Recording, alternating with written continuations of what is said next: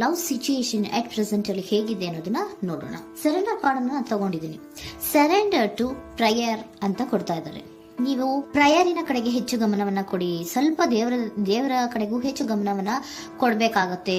ಯಾವಾಗ ನೀವು ದೇವರನ್ನ ತುಂಬಾ ಹೃದಯದಿಂದ ಪ್ರಾರ್ಥನೆಯನ್ನ ಮಾಡಿ ನನಗೆ ಸಹಾಯವನ್ನ ಮಾಡು ಅಂತ ಕೇಳ್ತಿರೋ, ಆಗ ಅದೆಲ್ಲ ಸಮಸ್ಯೆಗಳಿಂದ ನೀವು ಆಚೆ ಬರ್ತೀರಾ. ಮಾಡೋದ್ರಿಂದ, ದೇವರನ್ನ ನೀವು ಧ್ಯಾನ ಮಾಡೋದ್ರಿಂದ ನಿಮ್ಗೆ ಏನ್ ಸಿಗುತ್ತೆ, ಯಾವುದೇ ರೀತಿಯ ಗೊಂದಲಗಳಿಗೆ ಅಥವಾ ಯಾವುದೇ ರೀತಿಯ ಸಮಸ್ಯೆಗಳು ನಿಮ್ಮಲ್ಲಿ ಇದ್ರೂ ನಿಮ್ಮ ಲವ್ ಲೈಫಿನ ವಿಚಾರವಾಗಿ ನಿಮ್ಗೆ ಆನ್ಸರ್ಗಳು ಸಿಗುತ್ತೆ, ಮತ್ತೆ ಸಪೋರ್ಟ್ ಕೂಡ ನಿಮ್ಗೆ ದೇವ್ರ ಕಡೆಯಿಂದ ಸಿಗುತ್ತೆ ಅನ್ನುವಂತಹದ್ದು ನಿಮ್ಗೆ ಹೇಳ್ತಾ ಇದ್ದಾರೆ. ಅಟ್ ಪ್ರೆಸೆಂಟ್ ಅಲ್ಲಿ ಲವ್ ಸಿಚುಯೇಷನ್ ನಿಮ್ಗೆ ಬಾಟಮ್ ಆಫ್ ದ ಟಕ್ ಬಂದಿರುವಂತಹದ್ದು ರೆಫ್ಯೂಸಿಂಗ್ ಆಫರ್. ಯಾವುದೋ ಕೆಲವೊಂದು ನಿಮ್ಮ ಲವ್ ಲೈಫಿನ ವಿಚಾರವಾಗಿ ಆಫರ್ ಗಳನ್ನ ರೆಫ್ಯೂಸ್ ಮಾಡ್ತಾ ಇರುವಂತಹದ್ದು ಅಥವಾ ಮಿಸ್ಡ್ ಆಪರ್ಚುನಿಟಿ ಅನ್ನುವಂತಹದ್ದು ರೆಪ್ರೆಸೆಂಟ್ ಆಗ್ತಾ ಇದೆ. ಯಾಕೋ ನೀವು ಮಿಸ್ ಮಾಡ್ಕೋತಾ ಇದ್ದೀರಾ ಕೆಲವೊಂದು ಆಫರ್ಸ್ ಗಳನ್ನ ಅನ್ನುವಂಥದ್ದು ರೆಪ್ರೆಸೆಂಟ್ ಆಗ್ತಾ ಇದೆ. ಏನೋ ಒಂದು ರೀತಿಯ ಧ್ಯಾನ ಮಾಡ್ತಾ ಇರುವಂತದ್ದು, ಚಿಂತೆಯನ್ನ ಮಾಡ್ತಾ ಇರುವಂತದ್ದು ರೆಪ್ರೆಸೆಂಟ್ ಆಗ್ತದೆ. ಪಾಸ್ಟಿನಲ್ಲಿ ನಿಮ್ಮ ಲವ್ ಲೈಫಿನ ವಿಚಾರವಾಗಿ ಒಂದು ನ್ಯೂ ಐಡಿಯಾ ಇತ್ತು, ಏನೋ ಒಂದು ರೀತಿಯ ಹೊಸ ಐಡಿಯಾಗಳನ್ನ ಮಾಡ್ಕೊಂಡಿದ್ರಿ. ಲವ್ ಲೈಫಿನ ವಿಚಾರವಾಗಿ ನಿಮ್ಮ ಆಪರ್ಚುನಿಟಿ ಕೂಡ ಚೆನ್ನಾಗಿಯೇ ಇತ್ತು.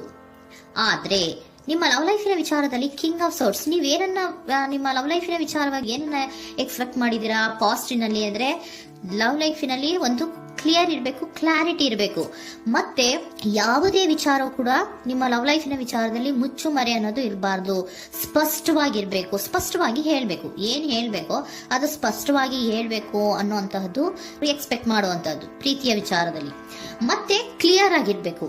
ಏನು ಅಂದ್ರೆ ನಿಮ್ಮ ಲವ್ ಲೈಫಿನಲ್ಲಿ ಒಂದು ಸ್ಟ್ರಾಂಗ್ ಆಗಿರ್ಬೇಕು, ಸ್ಟ್ರಾಂಗ್ ಬಾಂಡೇಜ್ ಇರಬೇಕು, ಮತ್ತೆ ಯಾವುದೇ ರೀತಿಯ ಚೈಲ್ಡಿಶ್ ಬಿಹೇವಿಯರ್ ಅನ್ನ ಮಾಡಬಾರ್ದು ಅನ್ನೋದು ಪಾಸ್ಟಿನಲ್ಲಿ ನೀವು ಎಕ್ಸ್ಪೆಕ್ಟ್ ಮಾಡಿರೋಂಥದ್ದು ರೆಪ್ರೆಸೆಂಟ್ ಆಗ್ತಾ ಇದೆ. ನೀವು ಅದೆಲ್ಲ ಎಕ್ಸ್ಪೆಕ್ಟ್ ಮಾಡಿದಾಗ ಯಾವಾಗ ನಿಮ್ಗೆ ಅದು ಸರಿ ಹೋಗಲ್ಲ ಅನಿಸ್ತೋ ಆಗ ನೀವು ಪ್ರೀತಿಯಿಂದ ಮುಂದೆ ಬಂದಿರುವಂತಹದ್ದು ಬಿಟ್ಟು ಮುಂದೆ ಬಂದಿರುವಂತಹದ್ದು ರೆಪ್ರೆಸೆಂಟ್ ಆಗ್ತದೆ. ಮೋಸ್ಟ್ ಪ್ರಾಬಬಲಿ ನಿಮ್ಮ ಕೆಲವೊಬ್ಬರಿಗೆ ಈಗ ಆಲ್ರೆಡಿ ಕೆಲವೊಂದು ರೀತಿಯ ಬ್ರೇಕಪ್ ಗಳು ಆಗಿರಬಹುದು, ಕಮ್ಯುನಿಕೇಶನ್ ಇಲ್ಲದೆ ಇರುವಂತಹದ್ದು ರೆಪ್ರೆಸೆಂಟ್ ಆಗ್ತಾ ಇದೆ. ಮೋಸ್ಟ್ ಪ್ರಾಬಬಲಿ ನೀವು ಇವಾಗ ಇಬ್ರು ಕೂಡ ನೀವು ಮಾತಾಡದೆ ಇರುವಂತಹದ್ದು ರೆಪ್ರೆಸೆಂಟ್ ಆಗ್ತಾ ಇದೆ. ಸೊ ಯಾವುದೇ ರೀತಿಯ ಕಾಂಟ್ಯಾಕ್ಟ್ ಅಲ್ಲಿ ಇಲ್ಲದೆ ಇರುವಂತಹದ್ದು ರೆಪ್ರೆಸೆಂಟ್ ಆಗ್ತಾ ಇದೆ. ನೋಡಿ, ಮುಂದೆ ಬರ್ತಾ ಇರುವಂತಹದ್ದು ರೆಪ್ರೆಸೆಂಟ್ ಆಗ್ತಾ ಇದೆ. ಯಾಕೋ ತುಂಬಾ ಬೇಜಾರಲ್ಲಿ ಇರುವಂತಹದ್ದು. ಪಾಸ್ಟಿನಲ್ಲಿ ಕೂಡ ನೀವು ಲವ್ ಲೈಫಿನ ವಿಚಾರವಾಗಿ ಕೆಲವೊಬ್ರು ಬೇಜಾರಲ್ಲಿ ಇರುವಂತಹದ್ದು ರೆಪ್ರೆಸೆಂಟ್ ಆಗ್ತಾ ಇದೆ. ಯಾಕೋ ಕ್ಲಾರಿಟಿ ಇಲ್ಲ, ಕ್ಲಿಯರ್ ಆಗಿರ್ಬೇಕು, ಸ್ಪಷ್ಟವಾಗಿರ್ಬೇಕು. ಏನ್ ಮಾತಾಡಿದ್ರು ಅದರಲ್ಲಿ ಯಾವುದೇ ರೀತಿಯ ಮುಚ್ಚುಮರೆ ಇರಬಾರ್ದು ಅನ್ನೋದು ನೀವು ಎಕ್ಸ್ಪೆಕ್ಟ್ ಮಾಡುವಂತಹದ್ದು. ಪಾಸ್ಟಿನಲ್ಲಿ ಕೂಡ ನಿಮ್ಗೆ ಸ್ವಲ್ಪ ಬೇಜಾರುಗಳಾಗಿರುವಂತಹದ್ದು ರೆಪ್ರೆಸೆಂಟ್ ಆಗ್ತಾ ಇದೆ. ಅಟ್ ಪ್ರೆಸೆಂಟಿನಲ್ಲಿ the moon card, 9 of swords, 6 of swords ಬಂದಿದೆ. ಮೂನ್ ಕಾರ್ಡ್ ಏನನ್ನ ರೆಪ್ರೆಸೆಂಟ್ ಮಾಡುತ್ತೆ? ಇಲ್ಯೂಷನ್ ಅನ್ನ ರೆಪ್ರೆಸೆಂಟ್ ಮಾಡುತ್ತೆ, ಕೆಲವೊಂದು ರೀತಿಯ ಭ್ರಮೆಗಳನ್ನ ರೆಪ್ರೆಸೆಂಟ್ ಮಾಡುತ್ತೆ, ಆತಂಕಗಳನ್ನ ರೆಪ್ರೆಸೆಂಟ್ ಮಾಡುತ್ತೆ. ಮತ್ತೆ ನಿಮ್ಮ ಲವ್ ಲೈಫಿನ ವಿಚಾರದಲ್ಲಿ ಯಾವುದೇ ರೀತಿಯ ಸ್ಥಿರವಾಗಿ ಇಲ್ಲ, ಯಾವುದು ಕರೆಕ್ಟ್ ಆಗಿ ಇಲ್ಲದೆ ಇರುವಂತಹದ್ದು ನಿಮ್ಗೆ ರೆಪ್ರೆಸೆಂಟ್ ಆಗ್ತಾ ಇದೆ. ನೆಕ್ಸ್ಟ್ ಕಾರ್ಡ್ ಏನ್ ಬಂದಿದೆ? ಸೆಕೆಂಡ್ ಕಾರ್ಡ್ 9 ಆಫ್ ಸೋರ್ಟ್ಸ್ ಬಂದಿದೆ. ಇದರಲ್ಲೂ ಕೂಡ ನಿಮ್ಗೆ ಆತಂಕ ಇತ್ತು, ಇದರಲ್ಲೂ ಕೂಡ ಆತಂಕ ಇದೆ, ಭಯ ಇದೆ, ಕರೆಕ್ಟ್ ಆಗಿ ನೀವು ನಿದ್ರೆ ಮಾಡ್ತಾ ಇಲ್ಲ, ಯೋಚನೆ ಮಾಡ್ತಾ ಇರುವಂತಹದ್ದು ಈ ಎರಡೂ ಕಾರ್ಡ್ಗಳಲ್ಲೂ ರೆಪ್ರೆಸೆಂಟ್ ಆಗ್ತದೆ. ಇದರಲ್ಲೂ ಆತಂಕಗಳಿದೆ, ಇದರಲ್ಲೂ ಆತಂಕ. ಅಟ್ ಪ್ರೆಸೆಂಟಿನಲ್ಲಿ ಕೆಲವೊಂದು ರೀತಿಯ ವಿಚಾರಗಳಲ್ಲಿ ಭಯವನ್ನ ಪಡ್ತಾ ಇರುವಂತಹದ್ದು ರೆಪ್ರೆಸೆಂಟ್ ಆಗ್ತಾ ಇದೆ.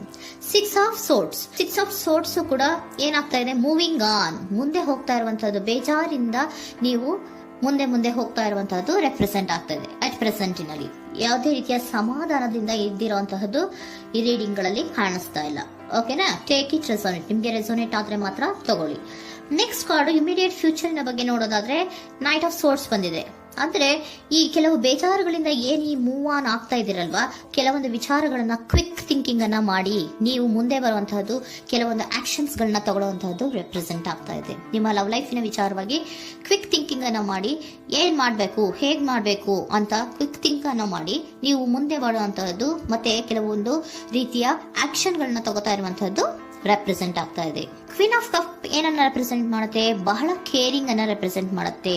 ಏನಿರ್ಬೇಕು ಲವ್ ಲೈಫಿನ ವಿಚಾರದಲ್ಲಿ? ನೋಡಿ, ನೀವು ನೋಡ್ತಾ ಇರೋದು ಹೇಗ್ ನೋಡ್ತಾ ಇದ್ದೀರಾ? ನಿಮ್ಮ ಲವ್ ಲೈಫಿನ ವಿಚಾರದಲ್ಲಿ ಏನಿರ್ಬೇಕು ಅಂತ ಎಕ್ಸ್ಪೆಕ್ಟ್ ಮಾಡ್ತೀರಾ? ಸ್ವಲ್ಪ ಸ್ಟೇಬಲ್ ಆಗಿರ್ಬೇಕು, ಬಹಳ ಕೇರಿಂಗ್ ಇರ್ಬೇಕು, ಎಮೋಷನಲ್ ಇರ್ಬೇಕು ಅದರಲ್ಲಿ ಅನ್ನುವಂಥದ್ದು ನೀವು ಎಕ್ಸ್ಪೆಕ್ಟ್ ಮಾಡುವಂಥದ್ದು.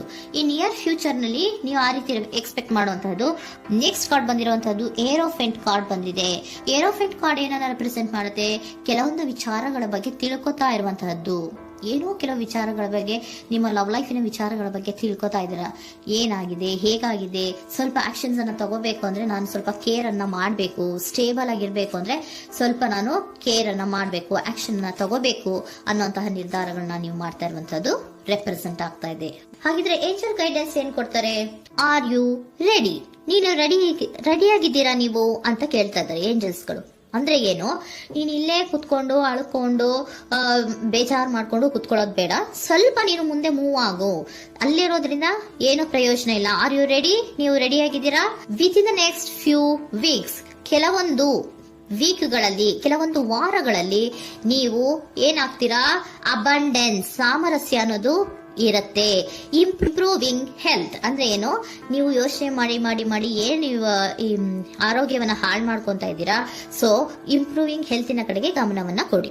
ಆತಂಕವನ್ನ ಮಾಡ್ಕೊಂಡು ಭಯವನ್ನ ಪಡ್ಕೊಂಡು ಮುಂದೆ ಹೋಗ್ಬೇಕಲ್ಲ ಅಂತ ನೀವು ದಿನ ಹೆಂಗೆ ಕಾಲವನ್ನ ಮುಂದೆ ಹಾಕ್ತಾ ಇದ್ರೋ, ಅದಕ್ಕೆ ಏನ್ ಹೇಳ್ತಾ ಇದ್ದಾರೆ? Are you ready? ಮುಂದೆ ಬರೋದಕ್ಕೆ ನೀನ್ ರೆಡಿ ಆಗು. ನೀವ್ ಅಲ್ಲೇ ಕೂತಿರೋದ್ರಿಂದ ಯಾವುದೇ ರೀತಿಯ ಪ್ರಯೋಜನ ಇಲ್ಲ. ಸ್ವಲ್ಪ ನಿಮ್ಮ ಹೆಲ್ತಿನ ಕಡೆಗೆ ಗಮನವನ್ನ ಕೊಡಿ. ಸಮೃದ್ಧಿ ಅನ್ನೋದು ಬಂದೇ ಬರುತ್ತೆ, ಸಾಮರಸ್ಯ ಅನ್ನೋದು ಇದ್ದೇ ಇರುತ್ತೆ ಅನ್ನೋದು ಹೇಳ್ತಾ ಇದ್ದಾರೆ.